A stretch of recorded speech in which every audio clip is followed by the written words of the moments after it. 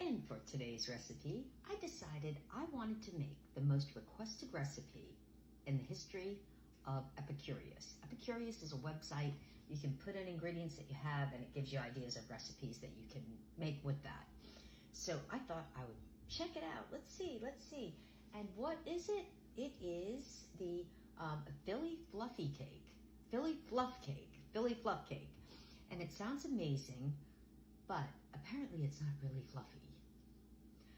We're gonna start with 5 ounces of Philadelphia cream cheese. So I'm guessing that's where the Philly part comes from. And we also are gonna add in a half a stick of salted butter.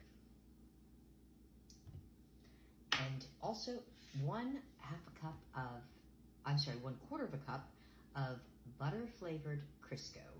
Butter flavored Crisco, which is a vegetable shortening. If you don't have the butter flavored, just use whatever you got. Now we're gonna blend this up. Now it's gonna probably take about 5 minutes, it says, because you want it to get super creamy. Let's get going. Alrighty, looks like we are all fluffed up. It does look good. Now we're gonna add in 3 whole eggs and 1 tablespoon of vanilla. Now I think this is gonna be kind of like a pound cake on that idea. We're gonna find out. Now we're gonna whip this together on medium speed for just about a minute or so, just until it's all blended.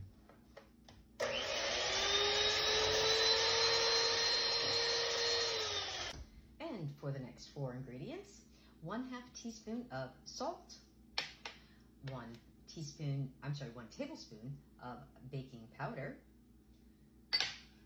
1 cup of all-purpose flour, and 1 cup of regular granulated sugar.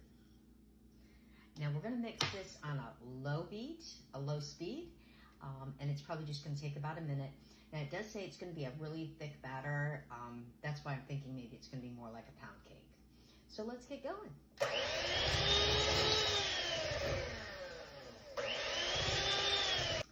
Get a bun pan, any shape will do. Grease and flour it. Now we're gonna go ahead and put in this cake batter. Now, like they said, it is on the thicker side, but make sure it's greased and floured. So we wanna evenly disperse this throughout the bottom of the pan, like so. I think this is gonna be really good. Now I like pound cake, and so I am hoping that it is kind of like that, like they said. Now, once you have your batter all evened out in here, you want to melt down and then cool about 3 to 4 ounces of dark chocolate. Now we're going to go ahead and put this on the top, like so, kind of drizzle it all the way around. And then if you've ever made like a marble cake, what we're going to do is we're going to draw it through, which just means nothing more than with like a spatula or a knife. You're just gonna kind of drag it down into the batter. And then it disperses the chocolate all kind of like marbling. Yeah, okay. So that's what I'm gonna do. I'm just gonna kind of drag it on in and through so that each piece gets some chocolate, but it's not like a solid chocolate. It's kind of cool. I remember the first time my mom made that, I just thought it was the coolest thing. But make sure you kind of drag it down, not too much, but you want to drag it down so that you get some chocolate down to the bottom, like so, like that. Alrighty, now we're going to put this in the oven at 350 degrees for 1 hour. You want to keep an eye on it. You know, not everybody's oven works the same. And then we're going to let it cool.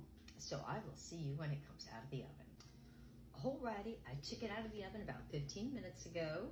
It says to let it set for about 15 minutes. It smells amazing. Now we're supposed to do the flippity flip flop. Let's see how this works. All right, here we go. Ready? 1, 2, 3. That looks like it pops right out. Da-da, da-da-da-da-da-da. Wow, that looks, All right, now we have to let it completely cool, and then it's gonna be time to serve it up, and let's see if this lives up to its name.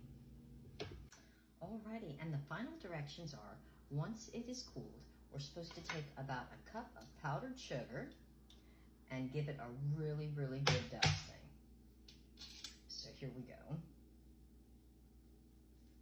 I mean, this is a lot of powdered sugar, but that's what it calls for. I guess this is going to be really sweet. So I'm going to dust this up and serve some up, and this is going to be really delightful.